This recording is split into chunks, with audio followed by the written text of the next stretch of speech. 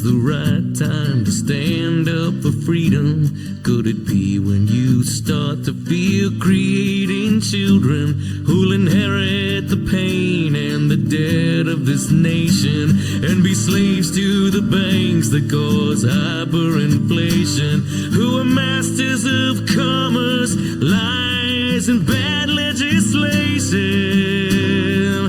Oh, if you looked in the eyes of 1,000 young children through fences of razors, their innocence stolen as the red flag of tyranny flies in the open, is that when you'll finally notice? Whoa, but I'm only a stranger here.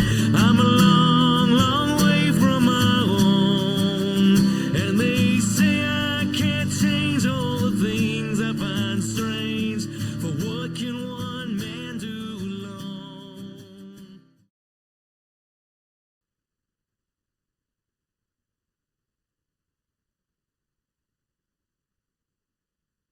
Welcome back to the Liberty Test, the show where we take government policy at its word before we put it to the test. I'm your host, Dan Castello, and tonight we've got the full crew back with us. Bob Schuon is here, ready to cut through the headlines and get to the heart of the issue. Rose Leatherman returns with her signature blend of clarity and compassion. And after a brief recovery period, we're thrilled to welcome back Karyn Thompson, our very own voice of reason with just the right edge of outrage. We missed you, Karyn. And last but not least, we are rejoined by Christopher Skelly, our communications director for the Libertarian Party of New York. So tonight's topic, 3D printed firearms, or more precisely, the files used to make them. The New York State Senate has advanced a bill, S227A, that would expand the state's criminal and surveillance laws to cover not just the weapons themselves, but the digital instructions used to create them. So let's walk through what the law currently says and what this bill would change. Under existing New York penal law, it's already a Class D felony to manufacture a ghost gun, an assault weapon, a firearm silencer, or a major component of a gun without the proper licenses. If you're printing, milling, or assembling any of these without a state license or federal firearms license, you're already committing a serious crime. It's also a Class E felony to manufacture rapid-fire modification devices like bump stocks. And it's a Class A misdemeanor to make a wide range of banned melee weapons or novelty arms. Think throwing stars, billy clubs, and disguised guns. This new bill does three key things. 1. It criminalizes the distribution of 3D printing files for certain gun components, unless the recipient is a licensed gunsmith with a federal Type 7 FFL, Federal Firearms License. That includes computer-aided design files, STL files, or any digital blueprint that could be used to 3D print parts of a weapon. 2. It defines 3D printer in state law for the first time, treating it as a regulated production tool when used to create firearm parts. 3. It expands surveillance powers by updating the criminal procedure law so that violations of this new statute become eligible for wiretap authorization. So what's the government's argument? From the sponsor's perspective, this bill is about closing a dangerous loophole. In a world where deadly weapons can be manufactured at home with nothing more than a blueprint and a printer, the law needs to evolve, they say. So it's argued that files can be as dangerous as firearms, since they give anyone the ability to make one. Law enforcement needs better tools to detect and stop untraceable weapons before they're used. And by restricting the flow of instructions, just like the guns themselves, it's a necessary step in protecting public safety in the digital age. The bill doesn't ban 3D printers.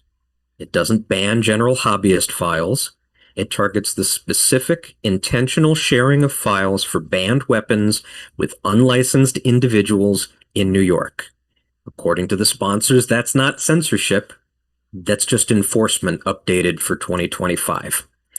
And yet, of course, this is the liberty test, and our job isn't just to nod along when the state says it's keeping us safe. We ask whether the policy respects individual rights and whether safety claimed is liberty lost. Because if banning blueprints, expanding surveillance, and criminalizing information sounds like progress, well, do rights become optional just because someone says it's for your own good? Let's bring in the panel to find out. Who's got a strong opinion on this and wants to start us off? Do we buy the state's line? Well, so TLDR there. The state of New York does not like self-defense, in other words. They do not like you having weapons. They do not like you being able to defend yourself, is kind of what I'm hearing there. But now they want to make sure that not only can you not have the weapons themselves, but you also can't have plans that could be used to make those weapons. Is this primarily a self-defense issue? Well, I mean, in theory, yes. If the state won't let you obtain weapons in other ways because they've put all these unnecessary barriers to entry into being able to get a weapon, yeah, if you want to defend yourself, okay, so you download a file off the internet, you use a 3D printer, and now you've got the instruments needed to defend yourself. Well, Chris, I know you've got a slightly different perspective on this, especially as the communications guy. What do you think's the primary issue that's wrong? Well, you've got to look at it from a strictly First Amendment point of view. It's essentially treating code as contraband, computer code as contraband, with no prior crime whatsoever. You can share a blueprint, and essentially you've now created a crime. You've now committed a crime under this new law. Essentially, it's a major First Amendment issue, and I believe just as strongly, if not more so, than a Second Amendment issue. You're the one who brought this to our attention. I hadn't even heard about it, but then right away you had an interesting idea about what we could do with the code that allows people to print these horrible ghost guns. Later. Put it in books, right? That's for later, Tim. Yeah, that's for later. So we're gonna keep that surprise till the very end. So stick around. Better stay tuned. There's always a loophole, but yeah, regulating code has been like so many politicians have tried to regulate computer code because they're like, oh, well, if it's a video game, for example, they're like, oh, this is violence, it's obscenity, or when in the case of encryption software, they tried to regulate it as a munition. Like, various courts have ruled over and over that code is speech and that it is a First Amendment violation to try to regulate computer code. So this should not be any different. This is the state trying to say that not only can you not have the weapons themselves, you can't even have the code that could be used to produce them. Well, let's take a look at it from that First Amendment perspective. Can you print out that computer code? Sure you can. Anybody can. Anybody who's got a printer can print it out. Is the paper now a violation of New York state law? If you pick up that piece of paper that you just printed and you start speaking it out loud, is that against New York state law? I think New York State would say yes. Yeah. Well, New York State would, but New York State is probably one of the least liberty states in the country, so they say everything's illegal that they don't explicitly allow you to do. But this is where so we start talking First Amendment issue. It's not just, oh, you have this file on disk. Well, if you print it, does that mean they can come break your door down to get your papers? Or if you decide to go outside and read it to a friend, is that also a violation of New York State firearms law? Like, I wonder if they would have to make it part of a criminal conspiracy. If you share the data, then you're basically saying that you intend to facilitate the recipient of that data's violation. Show me the gun. Show me But the they gun. aren't even Show me saying sharing and it. I mean, you can't possess Right. it. Right. So if I stand out there on the street and shout out the code, are they going to arrest me? I mean, I would not put it past them to do so and then make up charges after the fact. But yeah, it's it's a First Amendment issue, but constitutional rights are things that exist on paper. And not for nothing, at the end of every law is violence. So, you know, they will be breaking down doors. They'll be swatting the wrong houses and all the things they always do. Mm-hmm. Remember the squirrel. Poor squirrel. Yeah, never forget. Dan, I have a the clarifying idea- question though. Is this guns or is this gun parts? Because see, Both. they're two different items.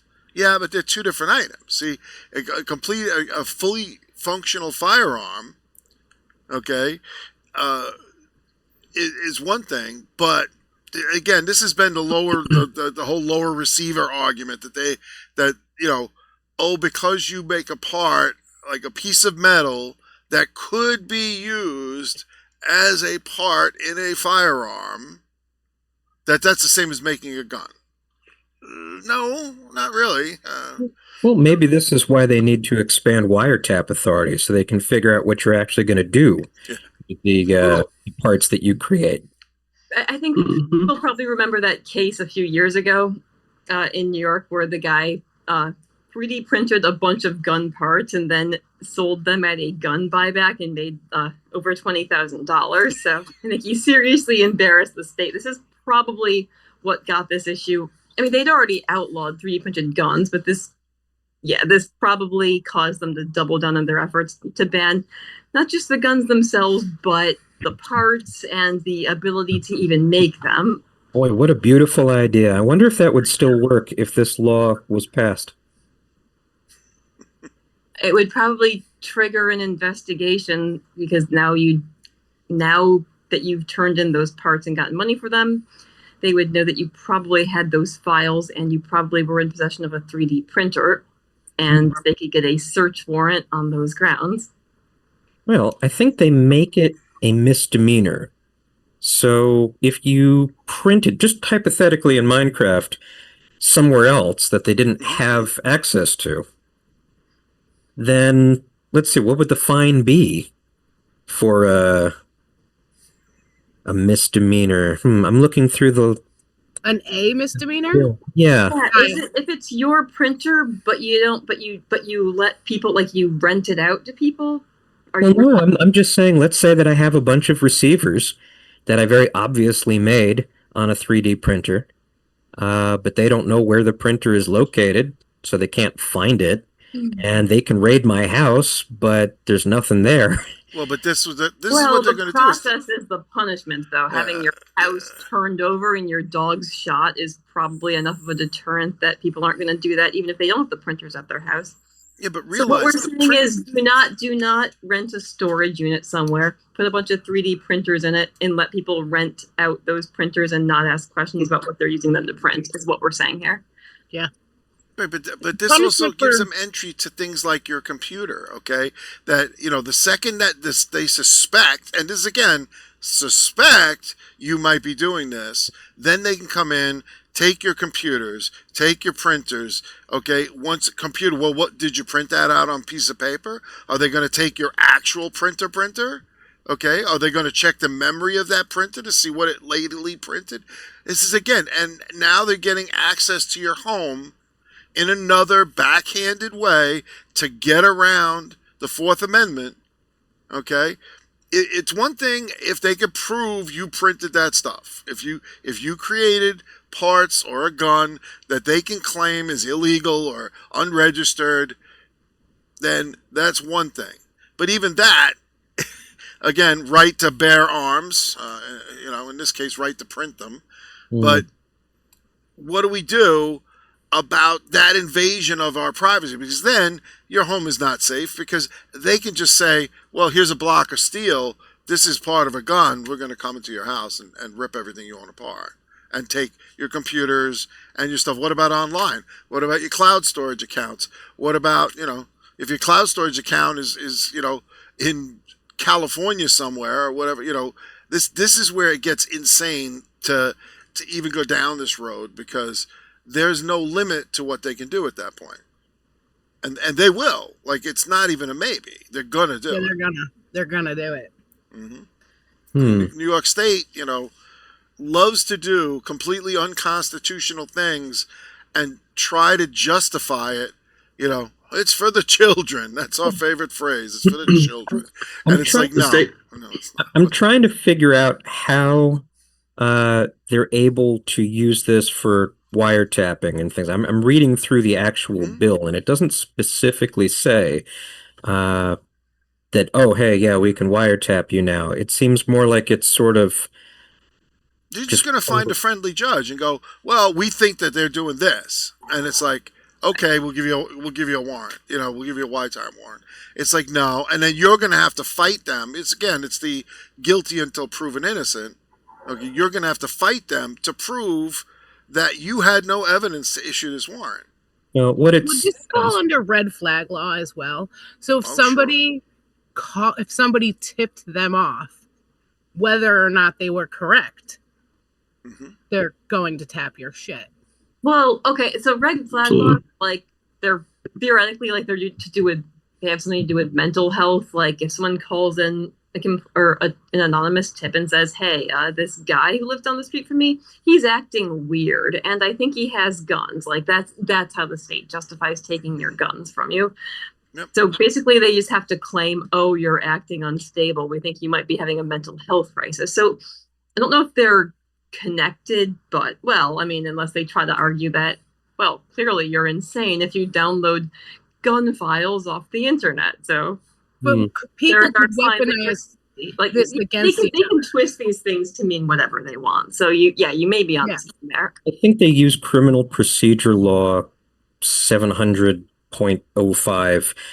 That's the one, I think, which governs electronic surveillance wiretaps in New York. And I would have to go through that and see, 'cause I'm not a lawyer, if there's anything about red flag laws or anything else. It's just scary to think that in such mundane language, they could broaden their powers so expansely and become so much more invasive. And believe me, they've thought of that, you know. Right, go ahead, Chris. We're getting into pre-crime logic here. It's where Minority Report is starting to become more and more realistic every day in this state. Right. This seems like a foot in the door to regulating 3D printers, which they have wanted to do for a long time, because like it takes so many things out of the state's hands. The idea that you could at home create whatever you wanted. Yeah, they've been, you can tell they're afraid of this. So they want an excuse to regulate 3D printers. Of course, that's just going to create an underground market in people who can jailbreak 3D printers, but they try prohibiting over and over. But just the fact that it could be grounds for them to request a wiretap. I mean, you know the kind of shit they do. Yeah. They could email you the code. Right. And then wiretap you. Yeah. And then wiretap you. Yep.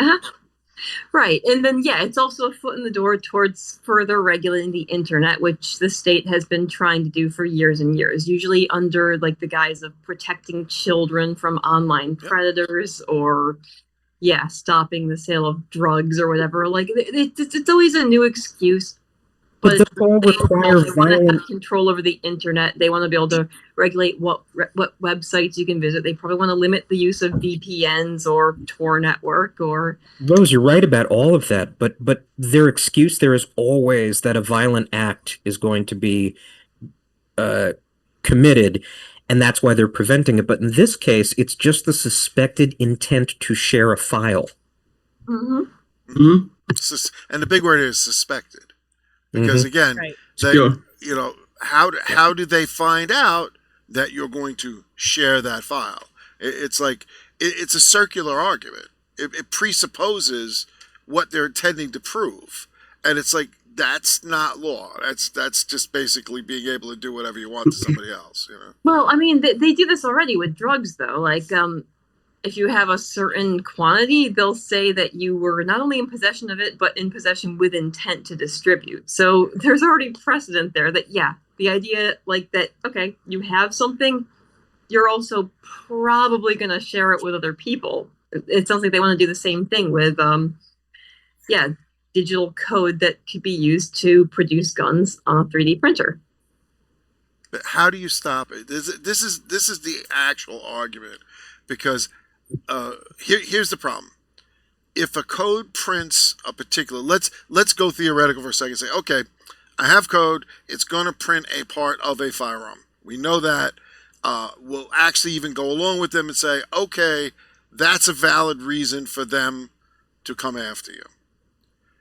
If the code gets changed in any way, then it isn't able to print that firearm. Leave off a comma or a semicolon anywhere in the code, and it doesn't work anymore. So it's like, how far does this go? Because if I can prove it, I can take it to a judge and say, this code does not print a firearm, it's broken. Okay? Lastly, state's not even going to recognize that. But they have to, because again, this is not the code that prints a firearm. You literally can make that argument. It's like, sorry, but you're wrong. It doesn't work. It's, and again, how do you define a 3D printer? The process of 3D printing is so varied at this point. There's filament machines. There's machines that use a pool of material. Bob, you want me to tell you how they define it? It says go ahead. Let's hear this one. Three-dimensional printer means a computer or computer-driven machine or device capable of producing a three-dimensional object from a digital model. See, so they very said a computer. So if I do a 3D model of something, totally theoretical, right? And it's not even connected to it. Yeah, it's not even printed. Well, that's a 3D printer, isn't it? Just has to be capable. So this is definitely a foot in the door towards regulating not just 3D printers, but computers in general. And again, like I said, the internet.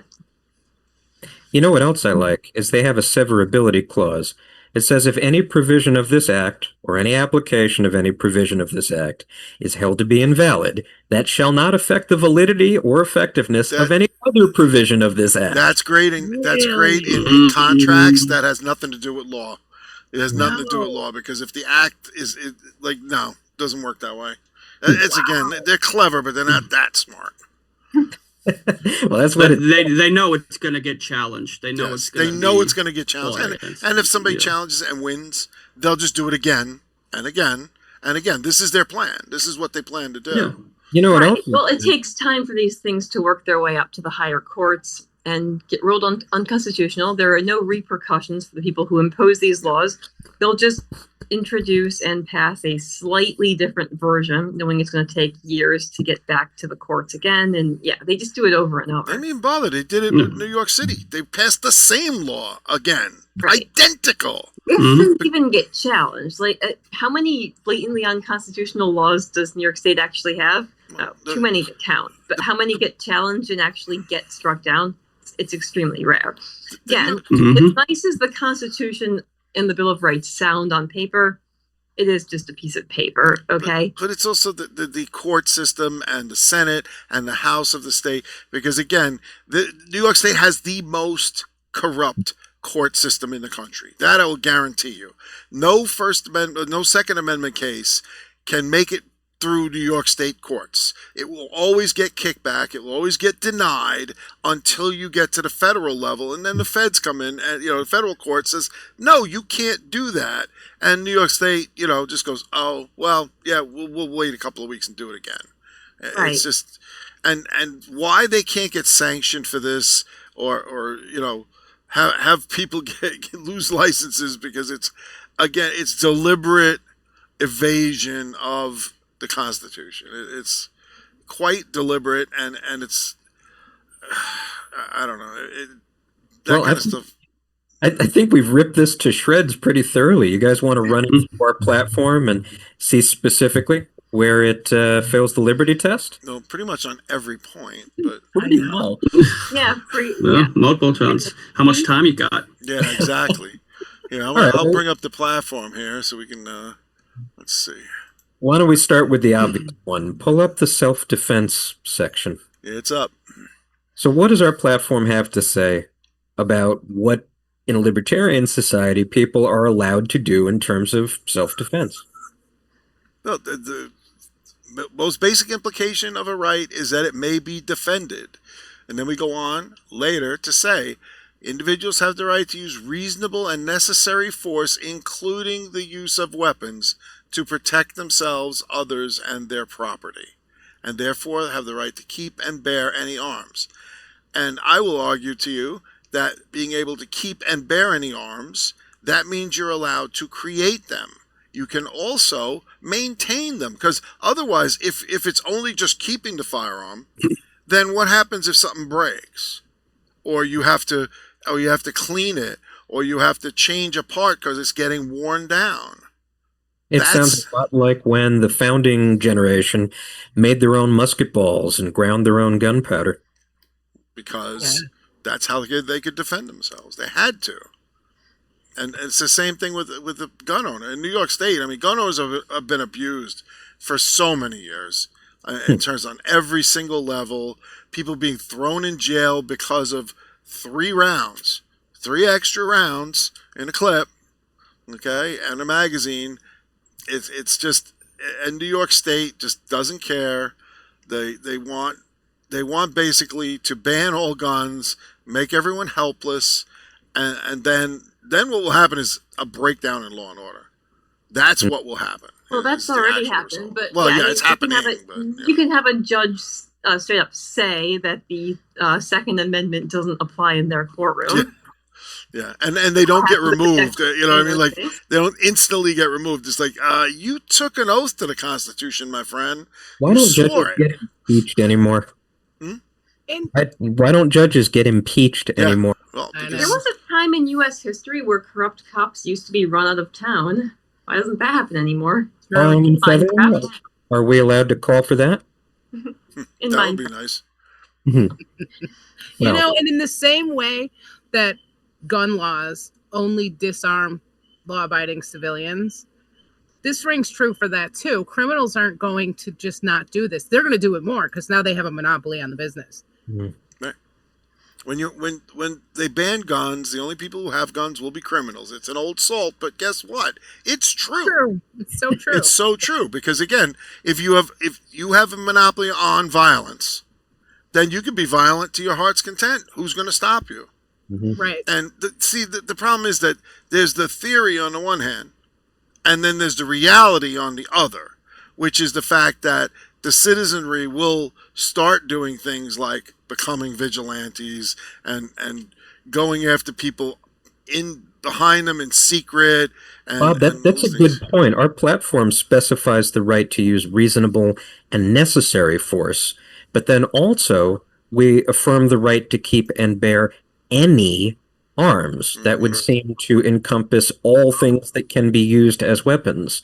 So there's a bit of a tension there. Maybe we should unpack for the listeners, because obviously if I have, I don't know, a nuclear bomb, that's not going to be reasonable and probably not necessary to defend myself, under typical conditions. Would you agree?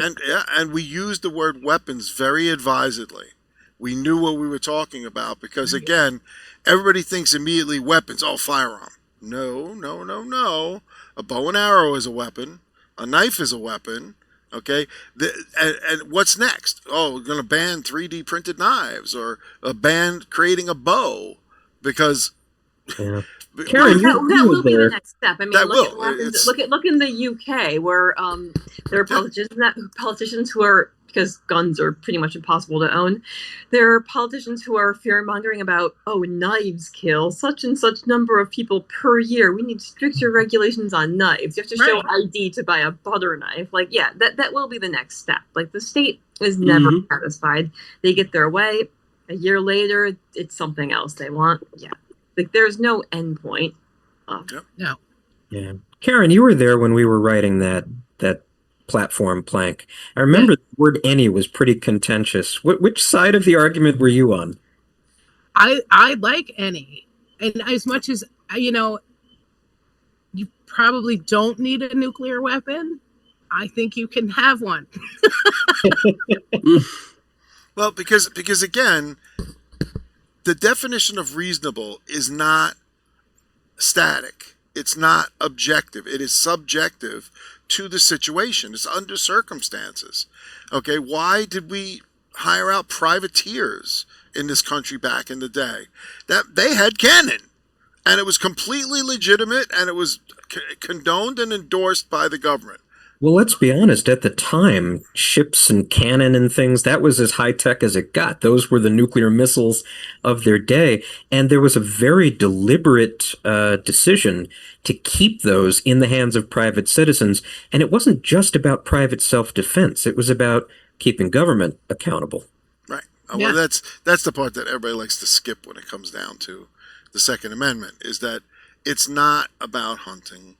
Okay, it's about tyranny. It's about the government having the power to do anything it wants because they have the only means of violence. They have the only means to basically take away your rights at any given moment. And this is the plan. This is what they want to do. But it's an electron. It's like, okay, so you're going to ban illegal music, illegally copied music, and go down that road.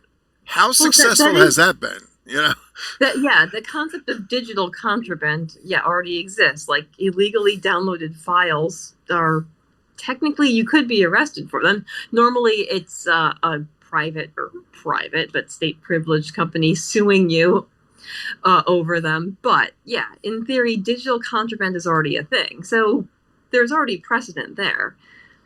Of course, there are ways around it, such as you can stream content that's more of a gray area legally. They can pay, but you have to pay for the service. You have to, No. Oh, you're talking about streaming sites were they're illegally uploaded, but you're just watching them. You don't have the files on your computer. There is always a loophole. But if you just look at the code and copy and paste it into a document or something, but you don't download it directly and you add other code to it that makes it non-functional, and there's always a loophole. In order to share it, though, it would probably, at least under current internet architecture, have to go through servers. And then wouldn't that law force the server operators to filter out such content if they could? How? It's encrypted. Well, they do in many ways already filter. For example, there's certain services you can't use in New York State with cryptocurrency if you're doing it through a VPN, because they figure they can't check and see if what you're doing might be violating any New York laws. So here's where I want to take this. In section 1.5 of our platform, open expression, we're talking about things like code, even though we don't specifically say as much. We're basically saying that peacefully sharing knowledge, whether it's about design or mechanics or manufacturing or whatever, it doesn't constitute violence. I think our exact wording is ideas, though they may challenge or offend, are distinct from acts of violence. And I think at the time we were thinking about more political opinions being expressed. But this bill, it criminalizes communication and creativity in direct conflict with the right to express and explore ideas freely, doesn't it? Yeah, it does that. The thing is, all of this is kind of moot because you can't stop it. You literally cannot stop it. Those files, okay, are simply pieces of computer code. Okay, they draw circles, they draw arcs. That's how this works.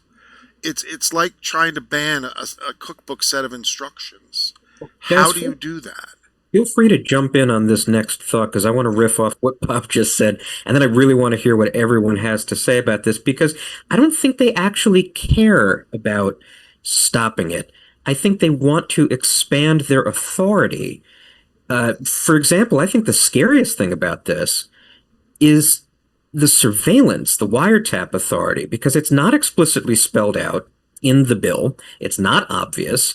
But it amends the criminal procedure to allow surveillance of individuals suspected of distributing firearm-related files, which, like we were saying before, unlocks all kinds of invasions of privacy. And surveilling peaceful people for their participation in online forums or file-sharing communities, it's not justice, it's preemptive spying. Rights shouldn't be overridden by hypothetical fears. But when the government comes up with something even flimsy enough, to sound like, oh, harm might happen, it gets them around this idea of personal privacy, right? So in our section 1.6, we specifically talk about personal privacy, but I think we need to unpack what it actually means. Because even when there's a threat, like, this gun production thing, really, do you have to have this vague pre-crime threat to throw our rights out the window? Or do we have to wait until someone actually hurts someone else? Or is there a middle ground here? Right. I mean, like I said, foot in the door. Like, there's always some reason why they need to further expand their powers to crack down on internet freedom. So then, yeah. Right now, it's, we have to stop people from being able to 3D print guns. And it's going to be, we have to stop people from sharing illegally downloaded files because they're costing all this money to these companies and they're hurting the economy. Then it's going to be, we have to crack down on speech that is critical of government officials because that might be an incitement to violence. Like, again, like They've this, already made that argument. Yeah, well, Chris, what about that file you shared, the news article you shared earlier today that launched us on this topic? Did you sending me that picture, which included the computer code, constitute a violation under this bill if it were law?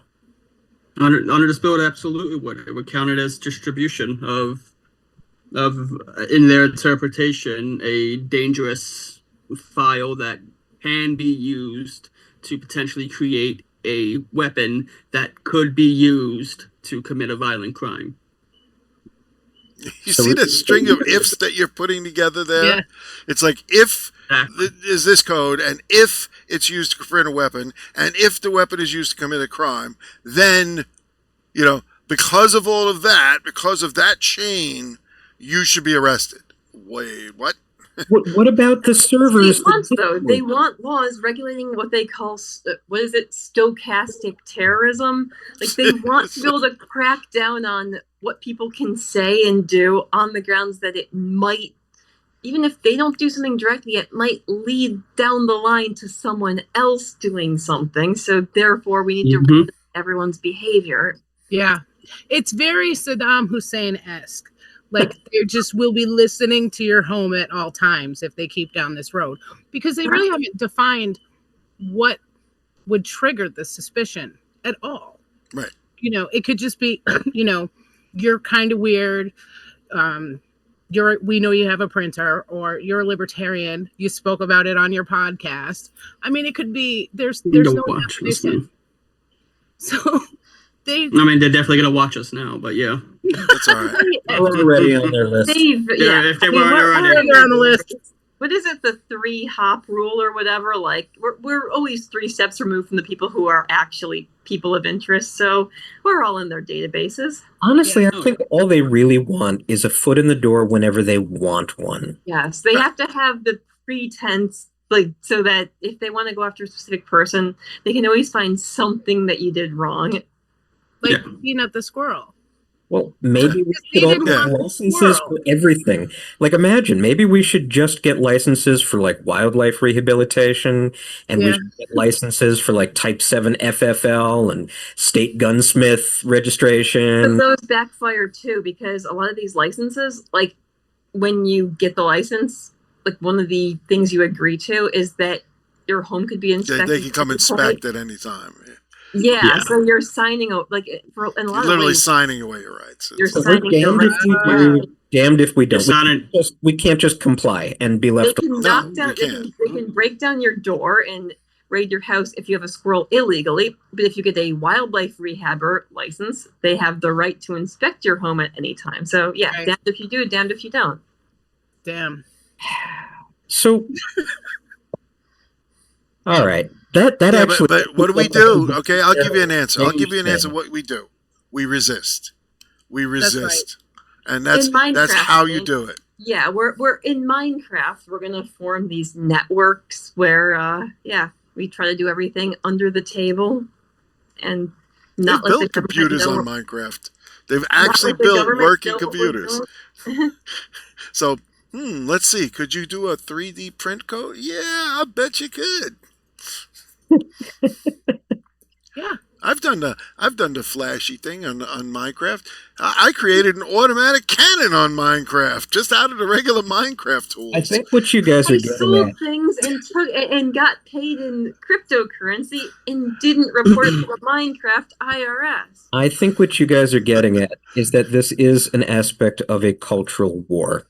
And what we're fighting is crackdown culture, right? Because S227A, it's another expansion of New York's punitive, enforcement-heavy approach to basically every policy, right? And if we think about our closing platform plank, government will inevitably grow more tyrannical if left unchecked, and it is the responsibility of citizens to actively restrain the government.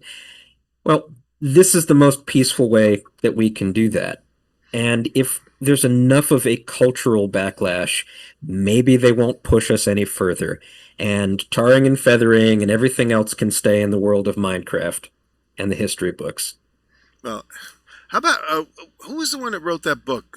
Was it Abby Hoffman wrote the one who wrote Anarchist Cookbook? Oh, For my time. I remember that well. But again, this is a First Amendment issue, Right. because he wrote a book on how exactly to resist, and he did it violently. You know, as libertarians, we do not initiate violence, but we believe in freedom, and we resist when the state tries to take it away. And this is the same issue, whether it's a printed book, a digital file, anything, anything that affects you, anything that's personal to you. And they've been cutting back on these rights, especially the Fourth Amendment right, because most people don't realize this, but the only part of your property that's actually protected by the Fourth Amendment is what's called the curtilage. Okay? That's your actual house and not your property. The feds have been using that for years to come and spy on people on their own. You own some woods, even if you got the no trespassing signs and all that, the government is allowed to come onto your property and spy on you. Oh, if it's in view of the street, yeah, you don't have a reasonable expectation. Reasonable expectation of privacy. Wait a With minute. the Patriot Act, they can spy on all your digital. So are you telling me that the woods behind me, where I have like about an acre past the tree line, Yes, they could just stand in there and stare at me? absolutely. Wow, that's crazy. Because the Supreme Court has ruled that only the curtilage, which is that little bit of property directly surrounding your house, is protected by the Fourth Amendment. Well, Now, that's insane. Bananas. let's see if we can apply this to the bill. So a 3D printer, when used to produce major components of firearms, that makes it effectively a criminal tool based on potential usage because it could produce those components, right? So then that would give them the justification, if they knew you had a 3D printer, Because you could. to what? Go on your property and seize it? Just keep an eye on you, wiretap Well, you? they're using the wiretap thing, which means that they'll go on the internet, watch everything you do. They'll use viruses to put keyloggers on your machines. Okay. They'll take anything you store, especially in the cloud. They'll go through that with a fine-tooth comb. This seems to violate not just the privacy thing, but the whole principle of no victim, no crime, right? Yeah. I mean,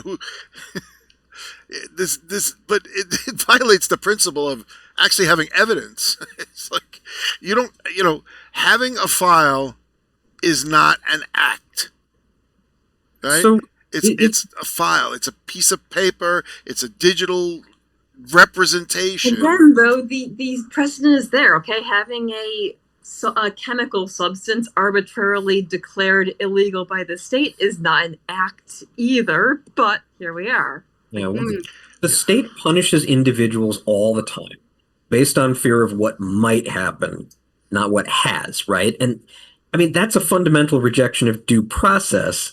And I guess the libertarian solution is to impose the principle that justice must respond to actual harm. Would you agree with that, or can we think of any cases where? No, I totally agree with it, but I don't think it's also a tactic of fear that they use to keep people in line. Mm-hmm.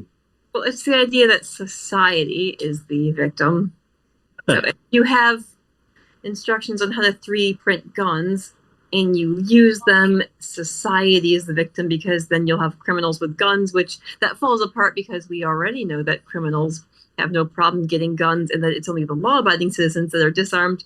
But the fact that prohibition doesn't work has never stopped the state from trying to impose it.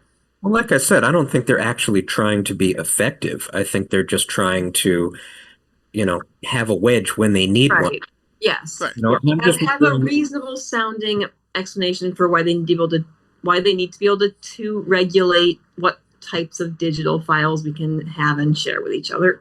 That's why I want to know if we can think of any downsides to basically asserting a universal principle that justice must respond to actual harm either after the fact or when it's imminent, like we say in our defense of rights section. Yeah. So what would the downsides be? Because I feel like there's a trap here somewhere, because almost everything the state does, they justify by saying, well, a bad thing could happen, and wouldn't it be awful? And why should we respond after the fact if we can prevent it? And most people nod their heads and go, yeah, that makes sense. Here, have more. Because they don't understand that that's the fact that it can happen does not mean that it's going to happen. It doesn't even mean that it's likely to happen. It just means that it's theoretically there could be a 0.00001% of that chance happening. Well, that's a chance it could happen, right?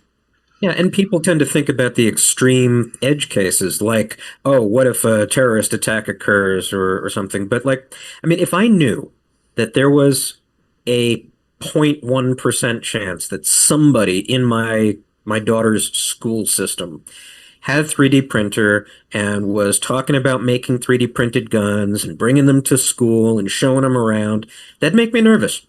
Even if they didn't state an intention, even if I didn't know who it was, just knowing that some kid, some jerk-off kid who probably hasn't had any firearms training, could bring his stupid homemade gun into school and it might go off and my daughter might be the one in the line of fire. If someone said, I can stop that by wiretapping everyone who buys a 3D printer, and I would just know, right? Like when someone in your neighborhood is doing that and I could go raid their house. I don't know. That's kind of tempting, isn't it? That's how we do it. But that's the entire point. It's meant to pull at your emotional heartstrings. Yeah, exactly. Right. And keep in mind, it's probably cheaper and easier to go to your nearest drug dealer and get them to buy you or find you a firearm from somebody and do it that way than try to 3D print your own firearm, because they're actually fairly complex pieces of mechanical hardware, and most people don't understand enough about them to really discuss seriously.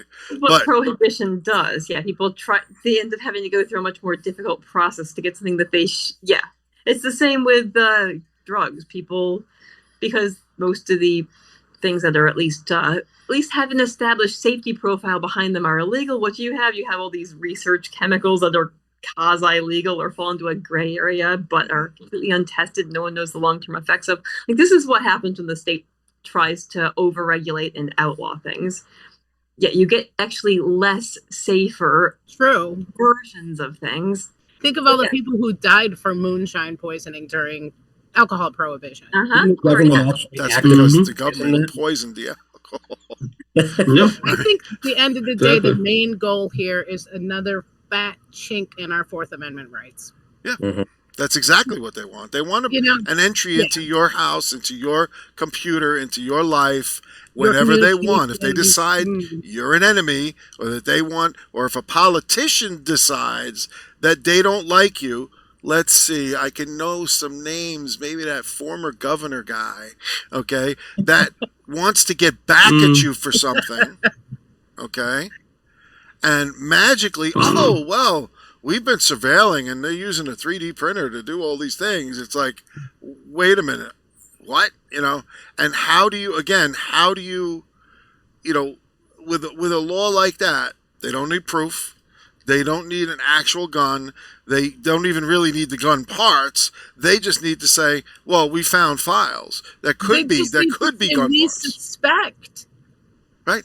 The way it's written, it's suspicion. That's very vague to me. It also means any computer in the world is theoretically capable of printing guns with the right kind of printer attached to it. Okay? That's the point. So it means every single piece of electronics in the world can be suspect under this law, and give them an entry into your privacy, into your private life. How one would hope that the Supreme Court would laugh that out of court, but it should be the lower courts. Unfortunately, this being New York State, with the judiciary being so corrupt, and I include all the way up to the appeals courts on this, they are so corrupt in New York State that it's crazy. We knew this guy, Robert something. Anyway, he lived upstate, and he would regularly sue for constitutional violations of New York State, doing things that they weren't supposed to do, like not teaching civics. That was a rule. That's in the Constitution of New York State. And they would just send him a letter back and say, not a significant constitutional issue. That is the New York State Appeals Court's response to any constitutional argument. Not a significant constitutional issue. That takes cojones, man. Let me see if we got this right. Just sum it up here. And you guys feel free to bounce back or push back, because this is my takeaway here. So we opposed Senate Bill S-227A. Oh, yeah. Okay. Because it violates the rights of peaceful individuals to own tools, share knowledge, and defend themselves, right? It criminalizes speech, it criminalizes property, and it criminalizes voluntary exchange that is not violence. It expands surveillance and attempts to push their licensing regime while doing nothing to stop actual crime. And it confirms what our platform warns, that government, left unchecked, becomes the very threat it claims to protect us from, right? So this isn't about safety. It's about infrastructure for control, ultimately. Would you guys agree with all that? Have I got it right? Yeah. Absolutely. All right. Well, any other thoughts? Anything you guys were hoping to share on this horrible government policy that we all oppose? It aside from the intrusion into your privacy, it won't do anything. Okay, it's like the New York State ban on electric lawnmowers. You drive across the border and buy one, okay, and stick it in the trunk of your car and bring it home. Wait a minute, I have an electric lawnmower. Please, useless. I thought they wanted green technology and they didn't like gasoline-powered stuff anymore. It changes on a daily basis. I heard they're trying to ban gas-powered generators. Oh, Think about that. Yeah. You can't stay on top of all of this god-awful regulation. I know. When we got the house, is... we had an electric stove. I hate cooking on them. Me too. Can't stand it, but we can't get gas. Talking her shit. We have propane on the property for the heat. I immediately plumbed the kitchen for a propane stove. And now I'm like, I finally did everything I want with the house. I'd really like to save some money. Do I need to go buy a generator like next week now? You probably maybe. Here's the thing: they're going to all these discuss not through these specific regulations, but by destroying the market for third parties to provide the fuel we need. Right? Yeah. It'll be like, okay, your stove. They're not going to come break down your door and seize your stove, most likely. However, no one will be able to produce and sell new ones in New York State. And eventually, like, you won't be able to get parts when something breaks. Eventually, you have to replace your stove and you can't get a new propane stove. That's like assuming like New York's its own little world, okay? There's this thing, it's called the border. And you go and drive in your car, whether it's electric or gas, and you know which one I'm going to favor, okay? Yeah. And go to that other state and buy whatever the heck you want. Okay. Right, but who's going to install it? Yep. You're going to need a licensed installer who's willing to put his whole career on the line to give me some jackass he doesn't know Right, a generator. They're Good making luck it finding one. inconvenient, basically. Yeah. But like inconvenient enough that most people are not going to do it. And yeah, every single one of these things is meant to prevent you from being able to reduce your reliance on the grid. Okay, Well, you on the government. Let's not mince words here. It's reliance on them. They want you to be dependent. It's a private company, bro. They can cut you off from their electricity service because you said something on the internet that people didn't like. They have the right to do that because they're a private company. So it's not a First Amendment violation. Yeah, they just happen to have a government-sanctioned monopoly on electricity, but they're still a private company, so they can discontinue your contract with them. You're not right. So Facebook didn't do the government's bidding when it basically banned people for saying free speech on their platform, right? Totally. Yeah, no. I mean, again, this is probably where we're heading with 3D printers. Like, I think it's not just about guns. Like, there are a lot of things that I think some very powerful state-connected mega corporations do not like the idea of people being able to produce on their own. Okay, people like having their monopolies on things. So yeah, but they drive out the legitimate ones too. Remington Firearms is no longer in New York. Because they didn't grease the right palms, I'm sure. It's because they wouldn't go along with the agenda. They Oh, weren't going to deal with it, and it's like that's where New York State is saying, shooting their own foot here. Okay, because again, they're losing these companies. They're moving away. They're getting out because why? Why would you, like, anybody that asked me to open a company, well, how would I go about opening a company in New York? And the answer is don't. No. You have to be insane to open a company in New York. Oh, I'm insane. Yeah, well, look at the hoops. Show us some of the paperwork. Well, that's why we're libertarians. We're all insane. But hopefully we can bring a few more people onto our asylum. All right, unless there's any other thoughts. I mean, that was really something. I wasn't sure that I mean, come on, ghost guns and 3D printing, and it sounds pretty scary, right? The term ghost guns. Yeah. Explain to me what that means. Yeah, what is but a ghost gun mean? Oh yeah. The government doesn't. You have a gun, and the government doesn't know about it. That's a ghost gun. Mm-hmm. Yes, Exactly. yes, like Casper the friendly. Yeah, mine's Casper the friendly ghost. He only hurts people that try to hurt me. That's how about that. Like, So if you have scary a to child at home and refuse to give them a social security number, that child would be a ghost. A ghost child, yeah. Ghost child. Ghost everything. It's like, it's yeah. fun. Can I get a ghost car so I That's can drive another around? conversation. I'm not in possession of any ghost dogs that the state doesn't know about. Shut up. Oh, right. So, All right, that's going to do it for this episode of the Liberty Test. Never violate any of the New York State rules and regulations, because that would be wrong. No, we're ethical law-abiding citizens here. Yeah. All right. Well, that's really going to do it for this episode. We've walked through Senate Bill S227A claims to do, and what it really does. And as always, when we test these policies against the core values of liberty, personal responsibility, and voluntary exchange, we find the state failing that test. Again. By a lot. Yeah, by a lot. Now, on its face, S227A looks like a common sense restriction on 3D printed scary guns, but underneath it quietly rewires the surveillance machinery of the state, uses the same playbook New York's used for decades, define a new class of criminal, then expand the tools used to watch, trap, and prosecute them. Thing is, criminalizing information isn't safety. It's censorship. Expanding surveillance isn't security. It's suspicion without cause. And restricting speech and self-defense isn't public protection. It's control at the expense of your rights. Here in New York, the people who write the laws still seem to believe that liberty is the problem.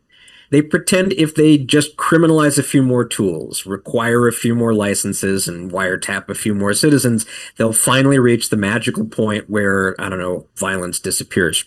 But the evidence and our principles say otherwise. And that's got to be why the Libertarian Party of New York rejects this bill. We don't just oppose the details. We reject the mindset behind it, that freedom must be limited to keep us safe. We believe that freedom is how we stay safe, through responsibility, accountability, and respect for individual rights. So if you agree, what can you do? Well, I would say build, don't beg. If you're frustrated by laws like this one, don't just vent, build something. So start local. Team up with your county affiliate to organize events that show, not just tell, what liberty looks like. Now, the Onondaga County Libertarian Party, right here where I am, is already leading by example. So on June 18th at 6:30 p.m., we're hosting a beginner-friendly 3D printing workshop at the Liverpool Public Library. So whether you're curious or concerned, come learn, connect with us. No politics required, okay? Second, teach what you know. If you have skills in areas like 3D printing or somewhere else, digital privacy, or hell, anything else freedom-oriented like homeschooling or braiding hair without a license, don't wait for permission. Offer to host your own workshop. Partner with your local LP chapter if you want some structure. But these events are powerful tools for outreach and community building and reclaiming practical independence. So 3, signal your defiance. And we're actually going to be doing that. I'm kind of stealing Chris's thunder here. It was his idea, but the LPNY is soon going to be offering t-shirts featuring actual 3D printer code, a wearable statement that code is speech, knowledge is not a crime, and liberty won't be licensed. Keep an eye on our website for details, lpny.org. And speaking of that, you should connect with us. If you need help finding or creating a county affiliate, reach out. Contact info is in our credits and should be in the show notes. Then, once you have that, show up. Speak up.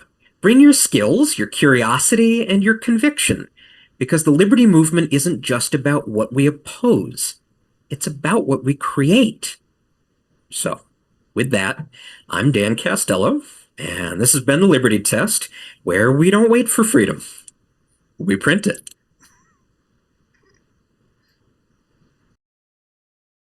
Where will you be when the order is given to censor your mind as free speech is forbidden, as martyrs for peace from the world will be driven away by the sound of a bellowing thunder and choke on the blood of a dream going under?